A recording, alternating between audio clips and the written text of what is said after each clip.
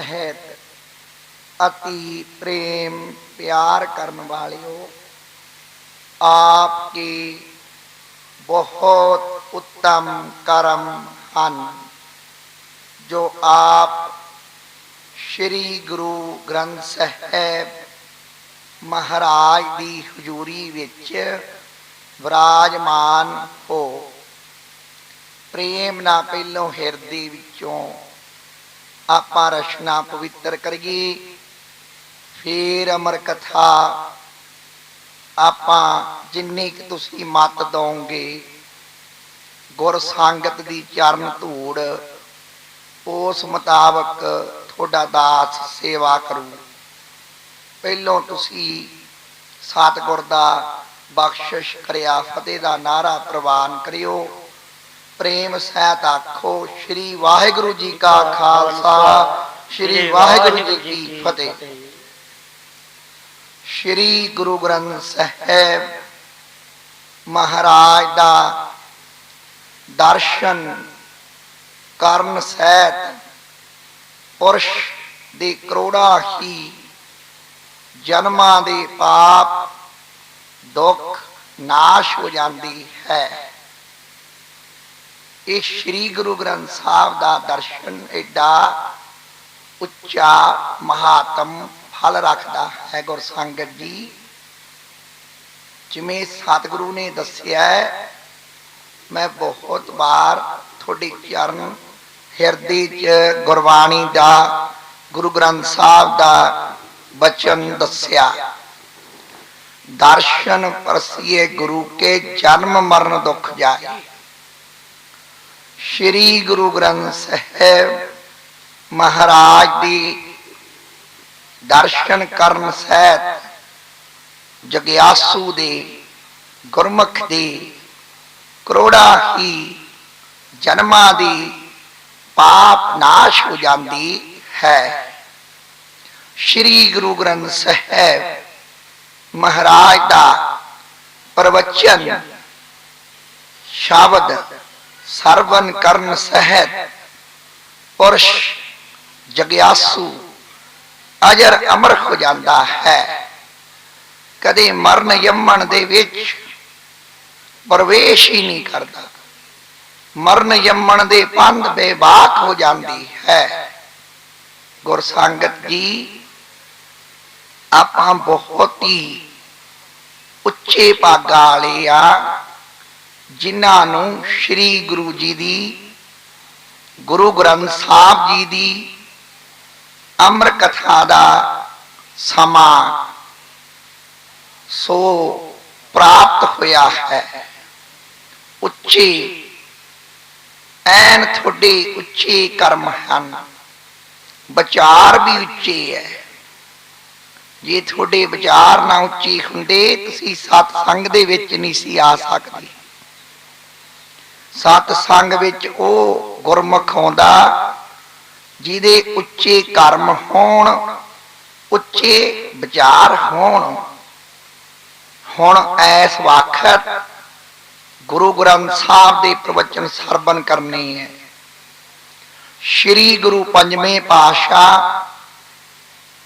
श्री गुरु अर्जन देव महाराज दो जहान दे वाली कोट ब्रह्मंड दे ठाकर अलाही जोत कुदरत करिश्मा अकाल पुरख गुर पंजवें पातशाह एक समय विराजमान सन। गुर संगत जी उन्हां दे लखारी सतगुरु दे भाई गुरदास होए। एक समय गुरदास ने बेनती करी भाई गुरदास जी ने, वो कहते सतगुरु कि हाँ गुरदास की प्रश्न है। वो कहता बेनती आ स्वामी, जिहड़ा जीव है जग्यासू है भी ये भाव सिंध चों पार किवें हो सकता है। आहा महाराज कहते हे गुरमुखो, भाई गुरदास ये दो अर्थ है। वो कहता जी अच्छा कि हाँ, एक तो यदा आत्म मैल जे दूर हो जे, ये हिरदे च ब्रह्म ज्ञान पैदा होता है। अखी अच्छा महाराज, अखी हाँ जी। एक कहते हिरदे दा जे मन दे विच विश्वास पैदा हो जी, वो कहते जी वो किवें हो सकता है। वो कहते सतगुर दा सिमरन करने से पुरुष दे हिरदे दी मैल धोती जाती है। अखी आत्म ज्ञान, वो कहते गुरु दी सतगुर दी किरपा द्वारा, उन्हां दी सुता द्वारा, उन्हां दी बख्शिश आत्म नूं ऐसे धो दिंदी है जिवें वस्त्र नूं साबण धो दिंदा है। मैं खिमा मंगदा, दुनियावी मैं लाउणी तां नहीं अज, पर बिच बिच मैं कहूं जरूर। गुरसंगत जी जे वस्त्र साबण बिना धोते नहीं जाते, इवें पुरुष वाहिगुरु का सिमरन करने तो बिना उहदे हिरदे दी भावना प्रेम परमात्मा नाल नहीं बनता। इवें आत्म ज्ञान दे बचन सी, जितना चिर गुरु उहदे ते बख्शिश नहीं करता, उन्होंने अपने दर दा प्रेम, हाँ प्रेम बारे दसिया ना गुरु ग्रंथ साहब ने, जिन प्रेम कियो तिन ही प्रभ पायो। गुरसंगत जी, गुरसंगत जी तुसी बहुत सूझवान हो। मैं तां तुहाडे चरण कमलां दा धूड़ आ। प्रेम तो बिना ना तां गुरु नानक देखो गए, जे गुरु नानक जी गए प्रेम वालियां दे हिरदियां नूं ज्ञान बख्शण गए। महाराज ने लालो दे घरे चरण पाए, पाए ना प्रेम करके पाए। कोई अमीरी कोई बादशाही तां नहीं सी लालू कोले, लालो कोले प्रेम सी सतगुर दे चरनां दा। प्रेम हिरदे दी पंजवें सतगुर कहंदे, सतगुर पहलों प्रेम दा जाग लाउंदा, फिर आत्मा दा ज्ञान दिंदा, फिर इहदे 10वें द्वार खुलदा। इस मिशन ते फिर भाई गुरदास ने बेनती करी ते श्री गुरु पंजवें पातशाह भाई गुरदास नूं समझाउंदे है ते श्री गुरु ग्रंथ साहब दा हुक्म आऊ ते मैं गुरसंगत दे चरनां च बेनती करूं, इधर वालियां माइयां भी बह जाओ, गुरमुख भी बह जाओ, कोई नहीं भाई आपां बैठ के अमर कथा सुनो। ये बहुत ही बड़े भागां नाल तुहानूं मिली है गुरु ग्रंथ साहब की कथा। इनू ऐत फल जान के ना गवायो प्यारिओ। ब्रह्मा ते विष्णु शिव जी दर खड़दे आ गुरु ग्रंथ साहब दे।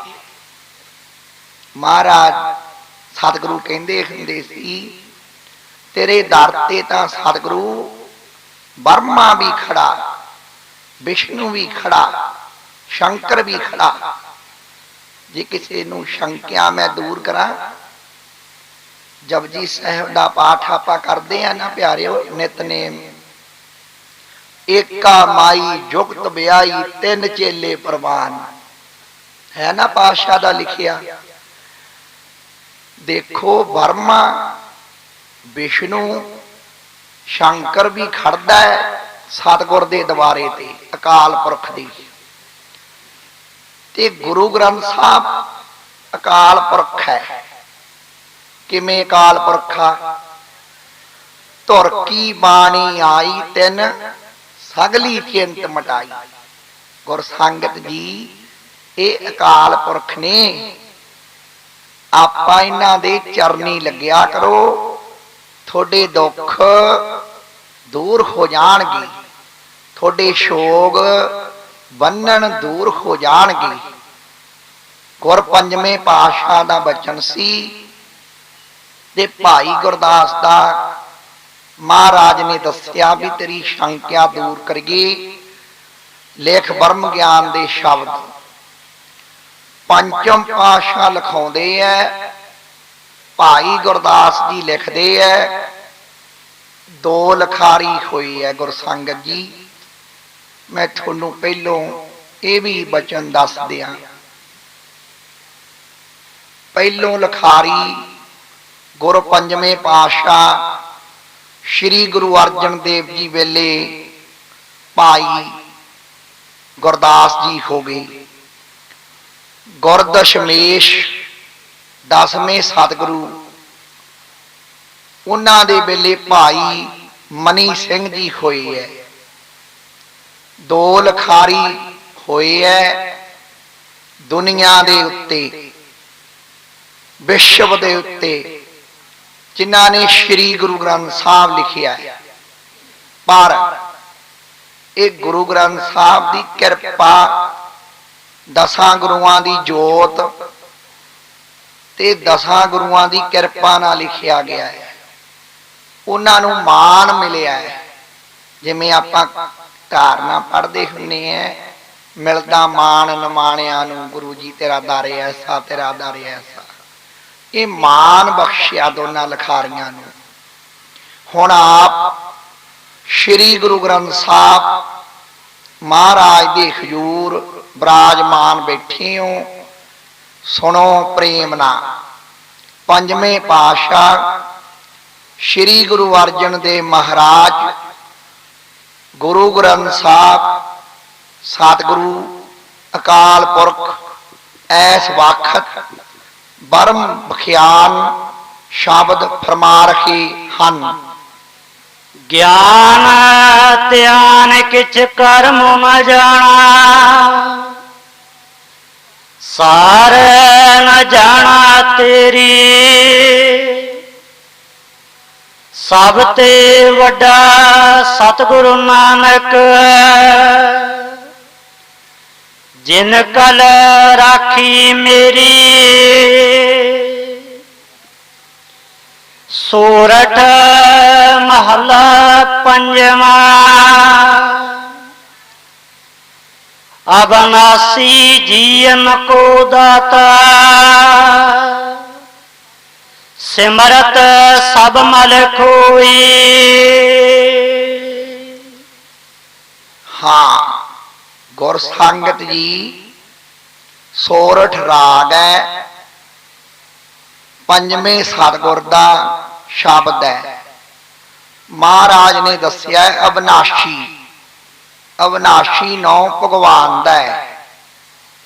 ਅਬਨਾਸ਼ੀ ਪ੍ਰਮਾਤਮਾ ਹੈ, ਅਕਾਲ ਪੁਰਖ ਹੈ, ਵਾਹਿਗੁਰੂ ਹੈ।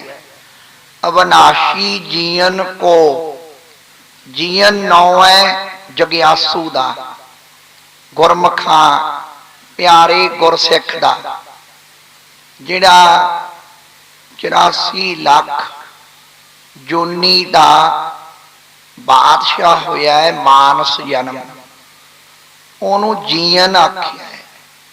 ਹੇ ਗੁਰਮੁਖੋ, ਤੁਸੀਂ 84 ਲੱਖ ਜੂਨੀ ਦੇ ਬਾਦਸ਼ਾਹ ਹੋ, ਮਾਨਸ ਜਨਮ ਆ ਤੁਹਾਡੇ ਕੋਲੇ।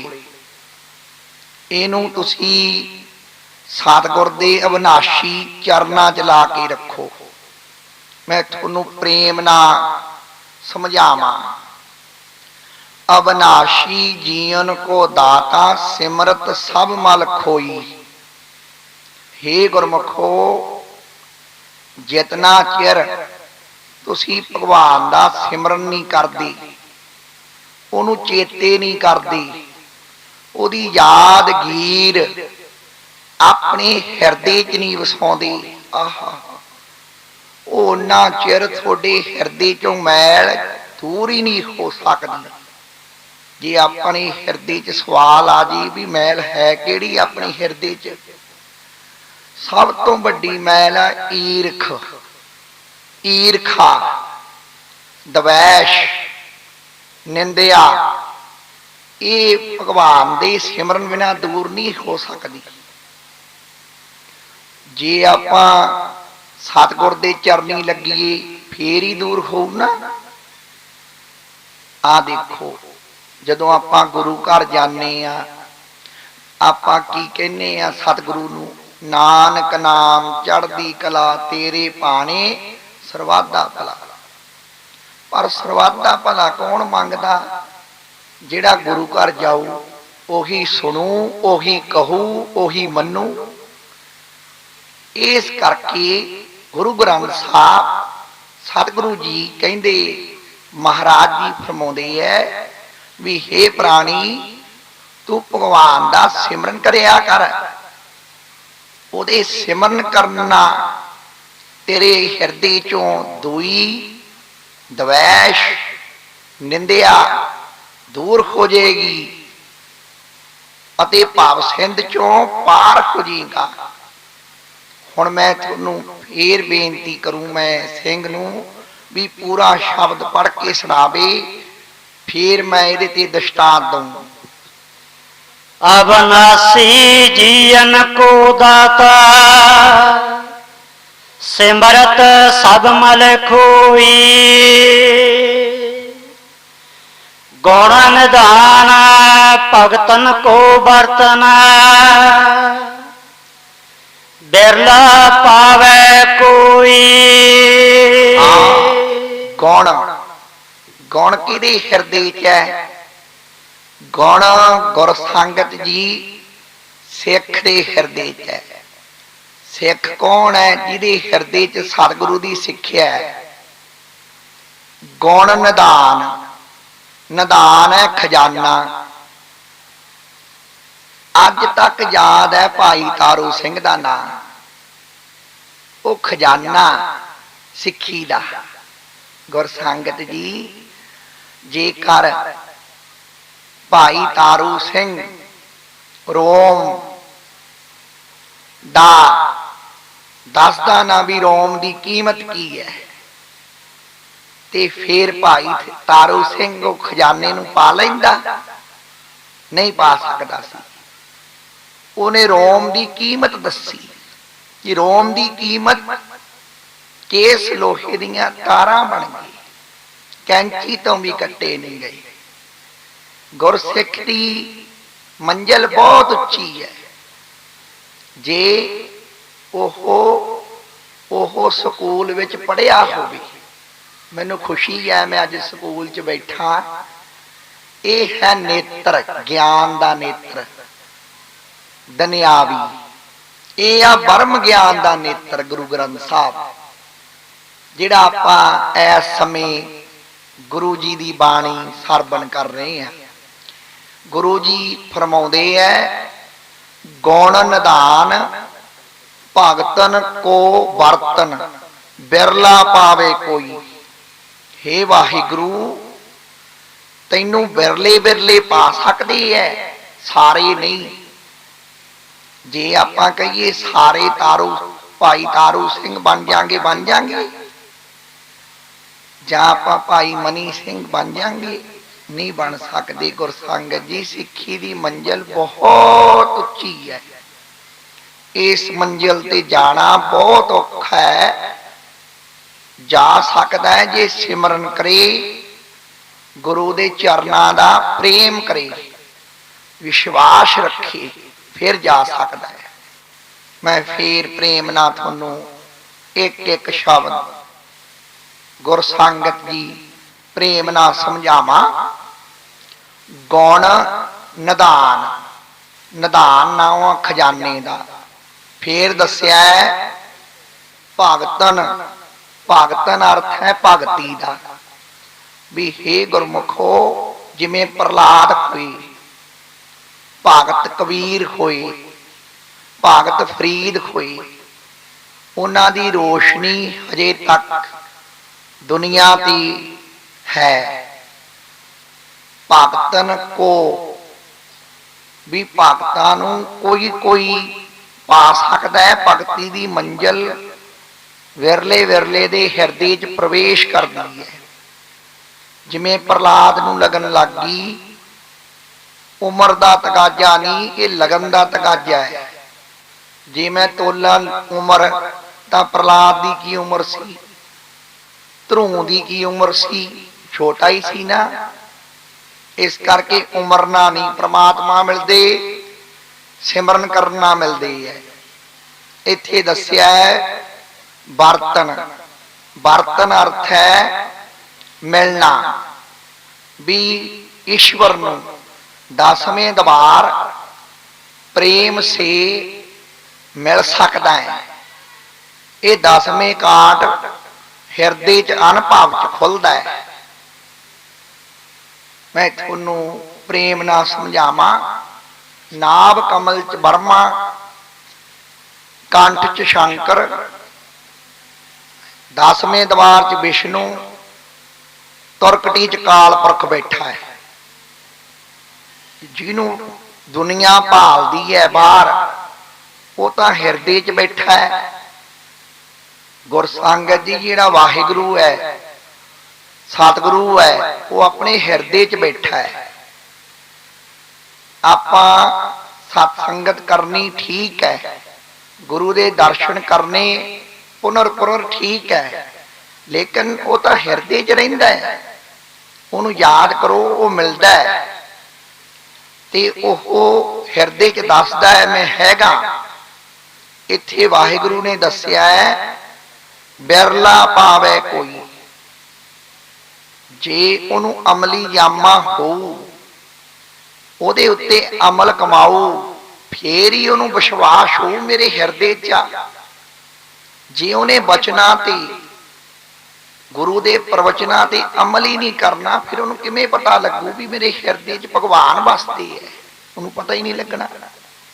ਇਸ ਮਿਸ਼ਨ ਤੇ ਮੈਂ ਇੱਕ ਸਾਖੀ ਦ੍ਰਿਸ਼ਟਾਂਤ ਦੇਵਾਂ ਵੀ ਕਿਵੇਂ ਸਤਿਗੁਰੂ ਤੇ ਭਰੋਸਾ ਰੱਖਣਾ ਚਾਹੀਦਾ ਹੈ।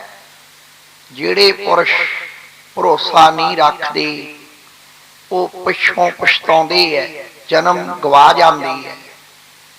ਇੱਕ ਸਮੇਂ ਸ੍ਰੀ ਗੁਰੂ ਗੁਰੂ ਨਾਨਕ ਬਾਲਾ ਮਰਦਾਨਾ ਜਗਤ ਨੂੰ ਤਾਰ ਰਹੇ ਸਨ। ਸ੍ਰੀ ਗੁਰੂ ਗੁਰੂ ਨਾਨਕ ਦੀ ਇੱਕ ਸਮੇਂ ਕਹਿਣ ਲੱਗੇ, ਮਰਦਾਨਿਆ ਅਖੀ ਹਾਂ ਸੁਆਮੀ, ਕਹਿੰਦੇ ਅੱਜ ਇੱਕ ਤੈਨੂੰ ਬੁਝਾਰਤ ਪਾਈਏ। ਉਹਦੇ ਵਿੱਚ ਦੀ, ਜਿਵੇਂ ਤੁਹਾਨੂੰ ਬੱਚਿਆਂ ਨੇ ਦੱਸਿਆ ਸੀ ਨਾ, ਉਹਦੇ ਵਿੱਚ ਦੀ ਸੁਆਮੀ ਸਤਿਗੁਰੂ ਤਾਰਦੇ ਸੀ ਜਗਤ ਨੂੰ। ਉਹ ਕਹਿੰਦਾ ਸੁਆਮੀ ਕੀ ਕਹਿਣਾ ਚਾਹੁੰਦੇ ਹੋ?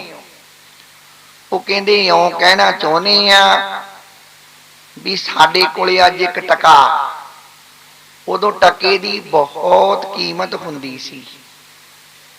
ਉਹ ਕਹਿੰਦੇ ਮਰਦਾਨਿਆ ਜਾਂ ਤੂੰ ਦੁਨੀਆ ਤੋਂ, ਬਾਜ਼ਾਰ ਚੋਂ, ਸ਼ਹਿਰ ਚੋਂ ਇੱਕ ਵਸਤੂ ਖਰੀਦ ਕੇ ਲਿਆ। ਉਹ ਕਹਿੰਦਾ ਸੁਆਮੀ ਕੀ ਖਰੀਦ ਕੇ ਲਿਆਵਾਂ? ਕਹਿੰਦੇ ਇਉਂ ਖਰੀਦ ਕੇ ਲਿਆਈ ਵੀ ਇੱਕ ਟਕੇ ਦਾ ਸੱਚ ਤੇ ਝੂਠ ਮਿਲ ਜੇ। ਉਹ ਕਹਿੰਦਾ ਸੱਤ ਬਚਨ ਸੁਆਮੀ। ਉਹ ਹਿਰਦੇ 'ਚ ਸੋਚਦਾ ਵੀ ਇਹ ਵਸਤੂ ਬਾਜ਼ਾਰ 'ਚ ਮਿਲਣੀ ਤਾਂ ਹੈ ਨਹੀਂ, ਪਰ ਸ਼੍ਰੀ ਗੁਰੂ ਨਾਨਕ ਦੇਵ ਜੀ ਨੂੰ ਨਾ ਵੀ ਨਹੀਂ ਕਰ ਸਕਦਾ ਮੈਂ, ਮੇਰੇ ਗੁਰੂ ਹੈ, ਗੁਰੂ ਨੂੰ ਨਾ ਨਹੀਂ ਨਾ ਕਰ ਸਕਦੀ। ਉਹਦੇ ਵਿੱਚ ਕੋਈ ਰਾਜ ਹੋਊ, ਮਰਦਾਨੇ ਨੇ ਸੋਚਿਆ। ਫੇਰ ਵੀ ਗਿਆਨਵਾਨ ਸੀ, ਐਡੇ ਅਕਾਲ ਪੁਰਖ ਨਾਲ ਰਹਿੰਦਾ ਸੀ, ਸੂਝਵਾਨ ਸੀ। ਉਹ ਸ਼ਹਿਰ ਦੇ ਵਿੱਚ ਕਦੇ ਉਹ ਹੱਟੀ, ਕਦੇ ਉਹ ਹੱਟੀ। ਹੱਟੀ ਅਰਥ ਨਗਰ ਨੂੰ ਤਾਂ ਪਤਾ, ਸ਼ਹਿਰੀ ਗੁਰਸੰਗਤ ਨੂੰ ਨਹੀਂ ਪਤਾ। ਉਹਨੂੰ ਦੁਕਾਨ ਕਹਿੰਦੇ ਆ ਭਾਈ, ਲੁਧਿਆਣੇ ਵਾਲਿਓ। ਉਹ ਕਦੇ ਖੇੜੀ ਗੁਰ ਸੰਗਤ ਦੀ ਹੱਟੀ ਤੇ ਕਦੀ ਕਿਹੜੀ ਹੱਟੀ ਤੇ ਤੁਰਿਆ ਜਾਵੇ ਤੇ ਕਦੇ ਕਿਸੇ ਨੂੰ ਪੁੱਛੇ ਵੀ ਇੱਥੇ ਭਾਈ ਸੱਚ ਝੂਠ ਵਿਕਦਾ, ਉਹ ਸਾਰੇ ਗਿਆਨੀ ਹਾਸੀ ਕਰਿਆ ਕਰਨ। ਹੁਣ ਮਰਦਾਨੇ ਨੂੰ ਇਉਂ ਹੋ ਗਿਆ ਵੀ ਇਹ ਤਾਂ ਮਿਲਣਾ ਨਹੀਂ।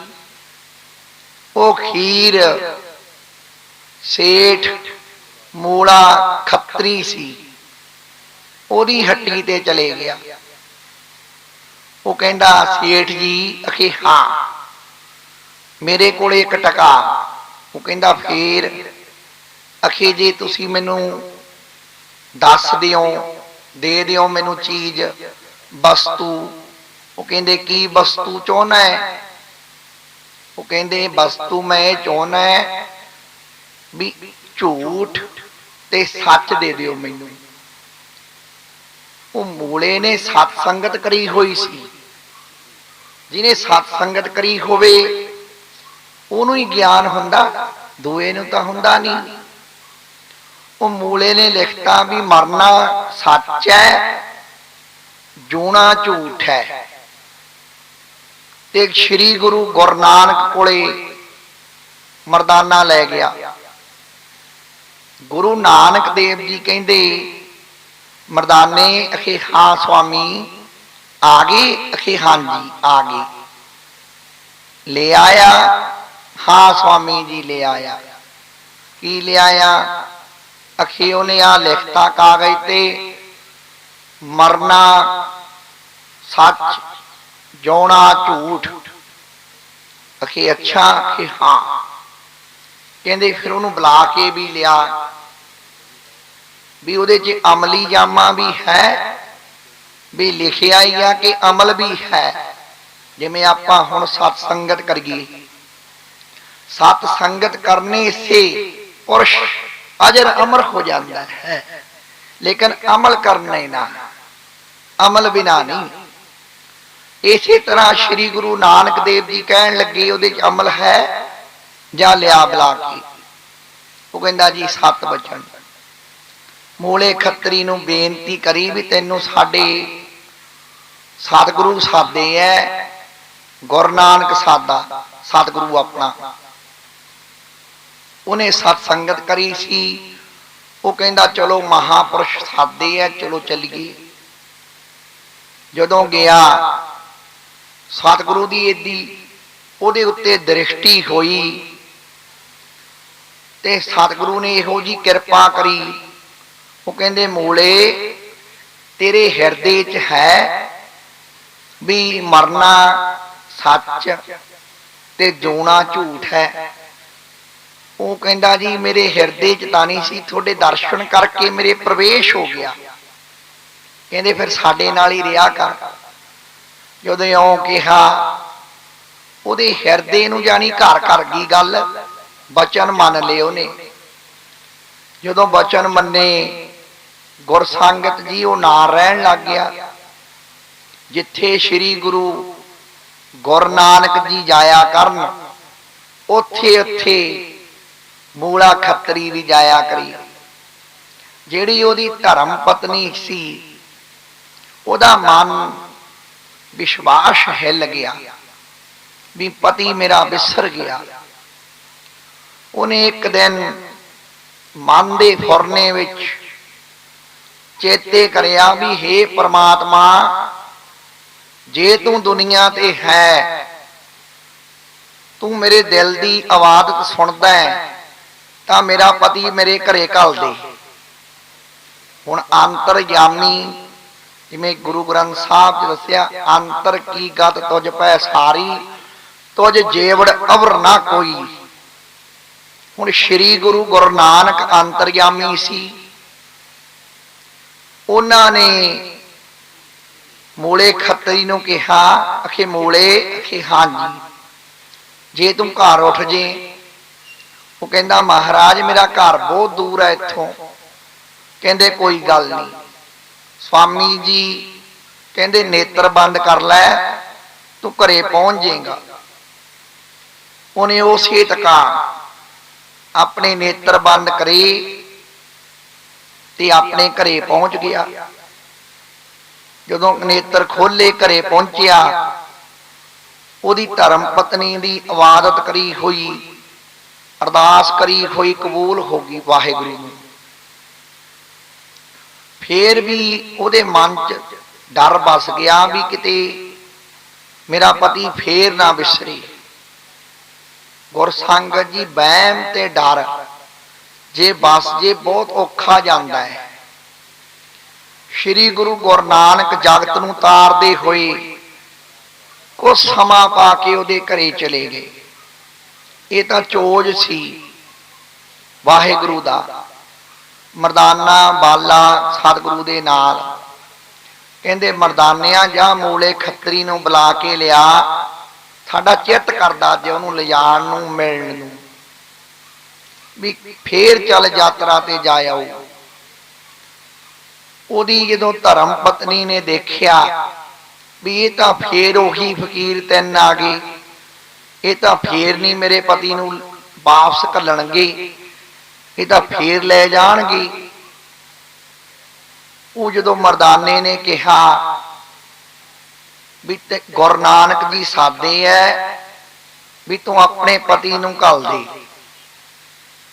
ਉਹ ਜਦੋਂ ਦਰਸ਼ਨ ਕਰੇ ਉਹਦੇ ਮਨ ਦੇ ਵਿੱਚ ਖਿਆਲ ਉੱਠਿਆ ਵੀ ਤੂੰ ਝੂਠ ਕਹਿ ਦੇ ਵੀ ਹੈ ਨਹੀਂ।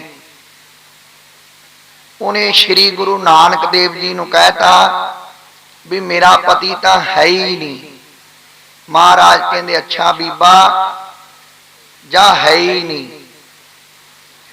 ਜਿਸ ਵਕਤ ਉਹਨੇ ਜਿਹੜਾ ਕਮਰੇ ਦੇ ਵਿੱਚ ਬੰਦ ਕਰਿਆ ਸੀ, ਬਾਲਣ ਪਿਆ ਸੀ, ਉੱਥੇ ਨਾਗ ਦੇਵਤੇ ਨੇ ਡੰਗ ਮਾਰ ਕੇ ਉਹਦੇ ਪਤੀ ਨੂੰ ਖਤਮ ਕਰਤਾ। ਜਿਸ ਵਕਤ ਸ੍ਰੀ ਗੁਰੂ ਨਾਨਕ ਦੇਵ ਜੀ ਨੇ ਕਿਹਾ ਵੀ ਹੈ ਨਹੀਂ, ਉਸੇ ਵਕਤ ਉਹ ਦੁਨੀਆ ਛੱਡ ਗਿਆ। ਮਹਾਰਾਜ ਚਲੇ ਗਏ ਨਗਰ ਦੇ ਬਾਹਰ। ਜਿਸ ਵਕਤ ਗਏ ਦੇਖਿਆ ਉਹ ਆਪਣੇ ਪਤੀ ਕੋਲੇ ਮੂਲੇ ਖੱਤਰੀ ਕੋਲੇ ਗਈ, ਉਹ ਦੇਖਿਆ ਉਹ ਤਾਂ ਖਤਮ ਹੋ ਗਿਆ। ਉਹ ਬਹੁਤ ਜ਼ਿਆਦਾ ਰੋਣ ਕਟਾਉਣ ਲੱਗੀ। ਲੋਕ ਇਕੱਠੇ ਹੋਏ। ਉਹ ਨਗਰ ਵਾਲੇ ਕਹਿੰਦੇ ਬੀਬਾ ਤੂੰ ਕਿਉਂ ਰੋਨੀ ਹੈ? ਉਹ ਕਹਿੰਦੀ ਮੇਰਾ ਪਤੀ ਦੁਨੀਆ ਤੋਂ ਚਲੇ ਗਿਆ। ਉਹ ਕਹਿੰਦੀ ਕਿਉਂ ਗਿਆ? ਅਖੇ ਮੈਂ ਮਹਾਪੁਰਸ਼ਾਂ ਨੂੰ ਝੂਠ ਕਹਿ ਬੈਠੀ ਵੀ ਕਿਤੇ ਮੇਰਾ ਪਤੀ ਫੇਰ ਨਾ ਲੈ ਜਾਣ, ਵੀ ਇਸ ਕਰਕੇ ਪਤਾ ਨਹੀਂ ਕੀ ਹੋਇਆ, ਮੇਰਾ ਪਤੀ ਦੁਨੀਆ ਤੋਂ ਚਲੇ ਗਏ। ਉੱਥੇ ਫਿਰ ਕੁਛ ਗੁਰਮੁਖ ਪਿਆਰੇ ਸੂਝਵਾਨ ਉਹ ਕਹਿੰਦੇ ਤੂੰ ਨਾ ਮਹਾਪੁਰਸ਼ਾਂ ਦੇ ਚਰਨੀ ਫੇਰ ਲੈ ਚੱਲ, ਕੀ ਪਤਾ ਬਖਸ਼ ਦੇਣ, ਦਿਆਲੂ ਹੁੰਦੇ ਆ ਫਕੀਰ। ਹੁਣ ਗੁਰੂ ਨਾਨਕ ਦੇਵ ਜੀ ਕੋਲੇ ਲੈ ਗਈ ਚਰਨਾਂ 'ਚ। ਗੁਰੂ ਨਾਨਕ ਜੀ ਕਹਿੰਦੇ ਦੇਖ ਬੀਬਾ, ਇਹ ਬਚਨ ਤਾਂ ਨਹੀਂ ਮੁੜਨੇ, ਪਰ ਇਹਦੀ ਗਤੀ ਹੋ ਜੂ 10ਵੇਂ ਜਾਮੇ 'ਚ ਜਦੋਂ ਅਵਤਾਰ ਲੈ ਕੇ ਫੇਰ ਆਵਾਂਗੇ, ਫੇਰ ਇਹਦੀ ਕਲਿਆਣ ਹੋ, ਹੁਣ ਨਹੀਂ ਬਖਸ਼ ਸਕਦੀ। ਉਹਨਾਂ ਨੂੰ ਫਿਰ ਸਤ ਕਰਕੇ ਮੰਨਣਾ ਪਿਆ। ਫਿਰ ਦਾਹ ਸੰਸਕਾਰ ਹੋਇਆ। ਫਿਰ 10ਵੇਂ ਜਾਮੇ 'ਚ ਜਦੋਂ ਸ੍ਰੀ ਗੁਰੂ ਗੋਬਿੰਦ ਸਿੰਘ ਮਹਾਰਾਜ ਸ਼ਿਕਾਰ ਘਾਟ ਗੁਰਦੁਆਰਾ ਸਾਹਿਬ ਸੁਣਿਆ ਹੋ ਤੁਸੀਂ, ਨੰਦੇੜ ਸਾਹਿਬ ਦੇ ਨਾਲ ਹਜੂਰ ਸਾਹਿਬ, ਉੱਥੇ ਫਿਰ ਇਹ ਖਰਗੋਸ਼ ਦਾ ਜਾਮਾ ਧਾਰਨ ਕਰਿਆ ਸੀ ਇਹਨੇ।